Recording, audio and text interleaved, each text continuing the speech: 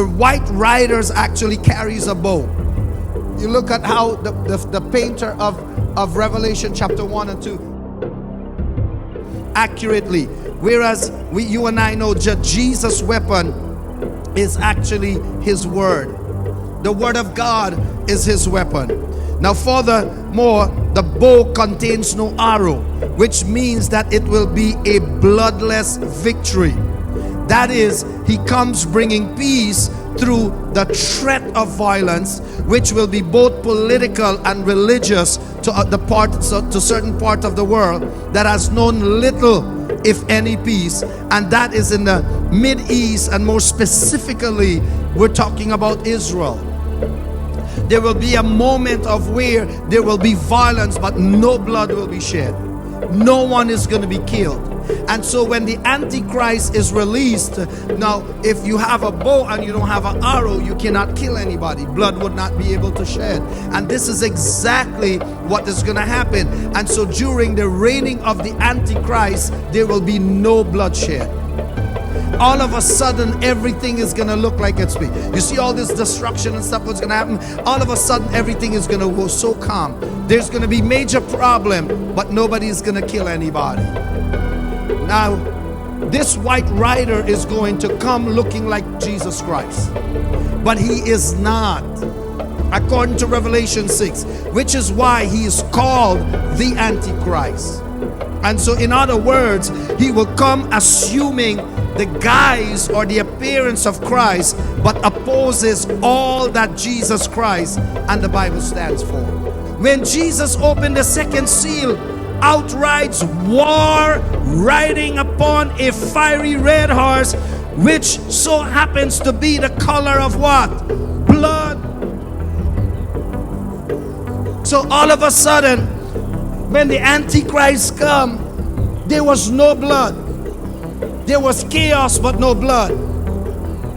And so there was a season upon the face of the earth. You don't hear about, you hear people fight, you hear their war, but there was no blood. And so it says that power was given to him to take away the peace brought by the first seal rider, which is the Antichrist. In other words, whatever restraint exists up to this point that has been preserving peace, God has given this rider the power to remove it. Oh my God. Am I boring or are you just off? This rider is the seal of strife. Don't be afraid when you see strife, when you see violence, assault, division, abuse, anger, hate, uprising, murder, insurrection, war, and bloodshed. This third rider, the rider of famine. This is the pale, dark, black horse. The Bible said in Revelation 5 and 6, when he opened the third seal, I heard the third living creature say, come and see. So I look and behold a black horse, and he who sat on it had a pair of scales in his hand.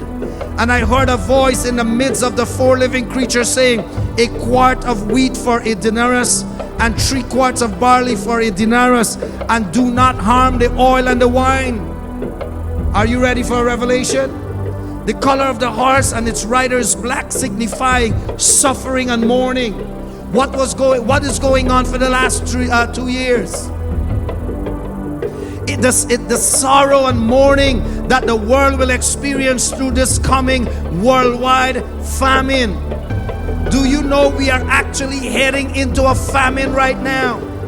We have all the farmers produced are actually become spoilage at the Mexican border in trucks.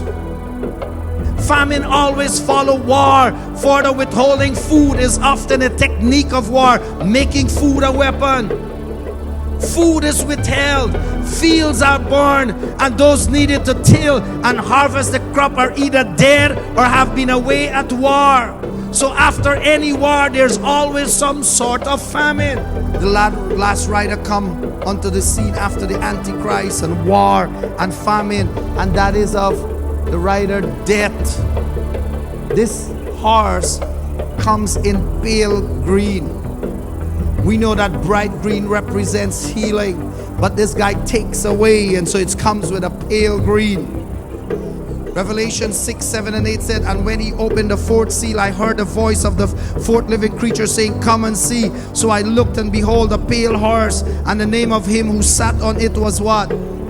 On riding that horse is Death, and Hades followed with him, and power was given to them over a fourth of the earth to kill with sword, with anger, with death, by the beast of the earth. The imaginary is startling beyond imagination here, church. The color of the horse is a pale green. Its color, that means it's a color of decay, and it looks like a corpse in its advanced stage of corruption. And if that wasn't enough, following this rider is the wake, is hell itself. But what is even more telling is that this last word for death is the Greek word for pestilence, which back then meant death. And this fits into what we know about the aftermath of warfare. First comes famine, which follow closely by pestilence and disease. The question isn't which infection disease are going to be wiped out, but rather it's where the next new plague will appear. Watch this. How many of the bacteria that cause infectious diseases and that were once thought by doctors and scientists as being eradicated or under control are making dangerous and fatal comebacks? Because they have made themselves resistant to the drugs and antibodies that actually develop to combat them.